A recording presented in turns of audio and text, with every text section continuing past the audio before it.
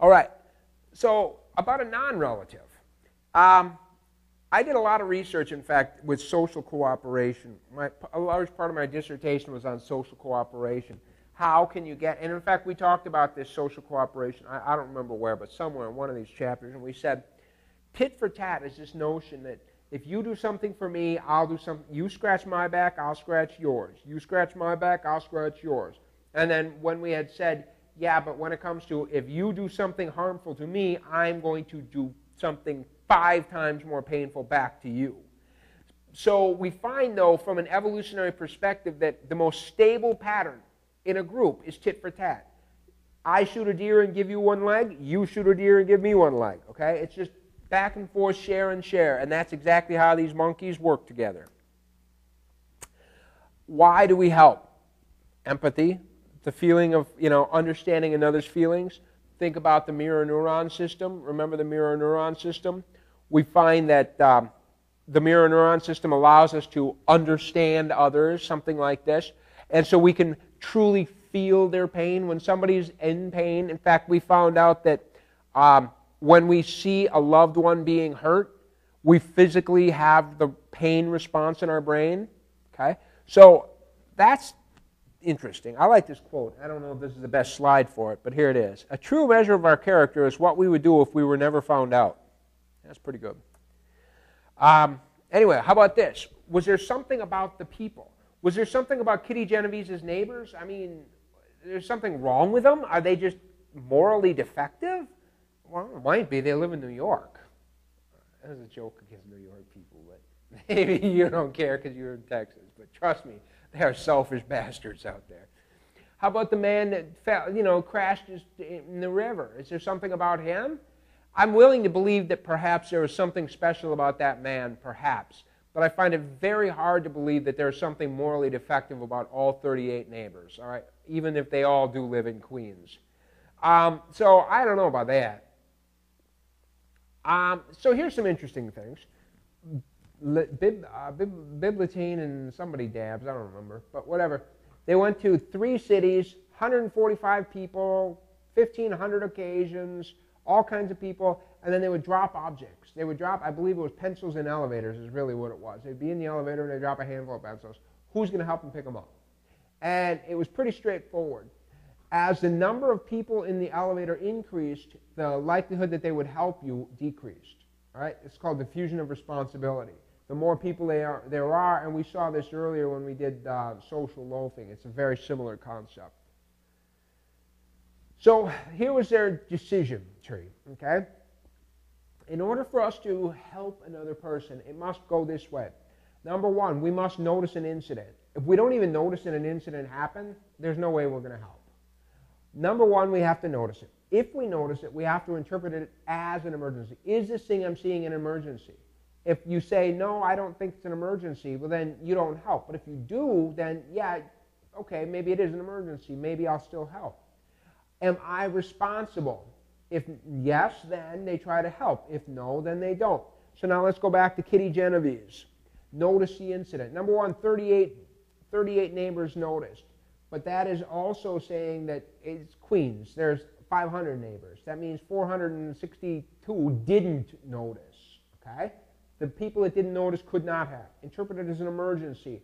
Like I said, it's 3 a.m. It's Queens. For all you know, it's a prostitute and her primp. All you know, it's a melodramatic woman having a fight with her boyfriend. Maybe, maybe not. Maybe that explains a lot of it. But this next one we didn't talk about yet. Assumes responsibility. Remember, number 1, if Mr. whoever was a small dude, I guess it was Mr. Jones, I don't remember. Mr. Jones is kind of a small guy, and he's like, if I go down there, I might get hurt. But Mr. Jones looks over and goes, you know what, Mr. Smith, I know he knows Taekwondo, so you know what, he's way more qualified than me. And Mr. Smith looks at it as a medical situation and goes, look at Nurse Florita over there. I know for a fact that Nurse Florita has way better medical training than me. And Nurse Florita is looking around going, what, me? There's no way I'm going out by a knife-wielding rapist, okay? There is no possible way. And so everybody either didn't notice, didn't see it as an emergency, or said, you know what, I don't think that I should really be, okay? So, why don't people, well, no, I'll come back to that. Okay, the bystander effect. A person is less likely to provide help when there are other bystanders. Very quickly, they did a study. They did a study here. People went into a room and they were asked to fill out a survey or something, and they're just sitting in their chair filling out a survey. And at some point, they start to pour smoke into the room. It comes in through a door. It looks like maybe a door to a closet or something. And the smoke starts coming in underneath the door. And how long before people interpret this as an emergency and report it? And so what we find is that when people are filling out the survey alone, you can see the percent that have reported the smoke after 1 minute, 40% did after a minute, after 2 minutes, after 3 minutes, after 4 minutes, almost everybody did, but not everybody. Some people just don't do it.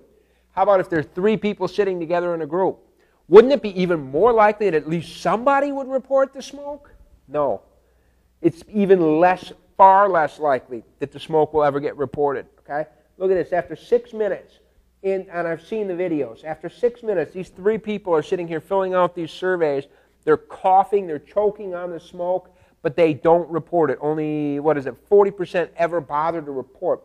The rest of them just don't say anything. Okay? They don't tell anybody about it. Why is that? Because it's all part of that interpretation thing. Okay? It's all that interpretation right here. If I am looking at a situation that is somewhat ambiguous, I'm not sure if smoke pouring into the room is ambiguous, but apparently it's ambiguous.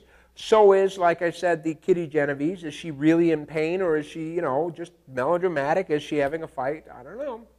And so a lot of times what happens is Mr. Smith looks around and goes, I'm not really exactly sure if that's an emergency. Let me see. And looks over at Mr., I don't know, let's pick another one, Mr. Johnson, and says, Mr. Johnson does not seem to be panicking. Mr. Johnson does not seem to think this is an emergency, so I guess it's not. Remember, one of the costs of help, one of the costs of helping is embarrassment. And Mr. Smith is like, if I go down there, it's going to be so embarrassing. Let me interpret this thing based on what Mr. Johnson is doing. But you know what Mr. Johnson is doing? He's interpreting this ambiguous situation by looking at Mr. Smith. Didn't we see this earlier too?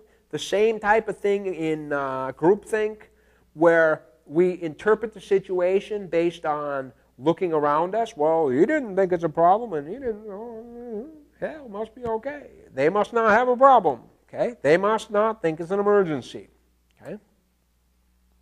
All right, there's a good study for you. It's more of the same, though. Will help people. Oh, yeah, I like this one. LA drivers are more likely to help a woman with a flat tire if they saw somebody else helping another woman fix a flat tire a quarter mile back. Can you imagine that? New Jersey Christmas shoppers are more likely to drop money in the Salvation Army bucket if they see someone in front of them do it. They've set up these things, and tunk, tunk, tunk. Very fun. But a classic study is a Good Samaritan study, and this will freak you out, especially those of you that profess to be Christians like myself. They gave seminary students, and I always hold seminary students to a higher moral category than me, okay? My pastor needs to be a better person than I am.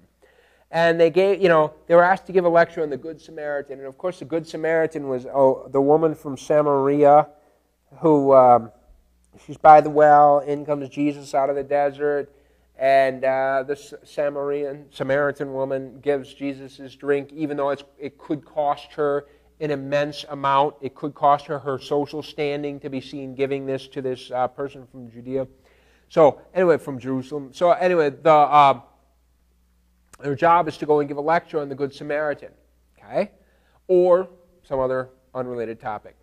And then half were told that they were late. You're in a hurry, okay. So there's literally 4 situations.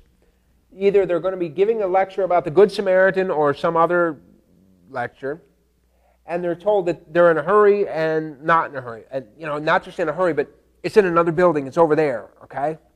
And so now, what happened? These seminary students who are supposed to be better than me, what do? Doesn't matter what, they're thinking to themselves about the Good Samaritan, but they're in a hurry. As they pass from this building to that building, there was a person laying next to the sidewalk, apparently in pain, just, oh, whatever. I don't know. I'm not a good actor, but hopefully their actor was good.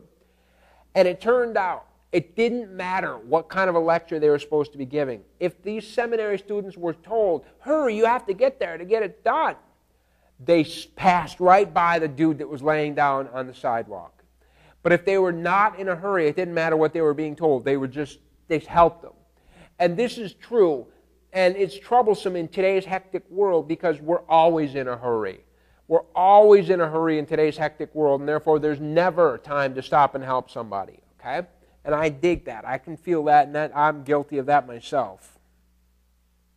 We're more likely to help people that are similar to ourselves. Cute, but there's another silly morphing study. Here was one where they had Manchester United and Liverpool something. Those football, wacky European football. And so they had these people that needed help, and they would find out whether or not a fan from one team would be more or less likely to help somebody in need if they were wearing the shirt from their, right? You kind of get the idea. And it turned out that if somebody was a Manchester fan, they were more likely to help somebody that was wearing a Manchester shirt than if they were wearing a Liverpool shirt. The Liverpudlians, or whatever you'd call them, were a little bit less bad about it, right? But still, look at that. I mean, you're more likely to help people that are similar to yourselves. As we had already said, what do you need? You need to notice it. You need to interpret it as an emergency and take responsibility.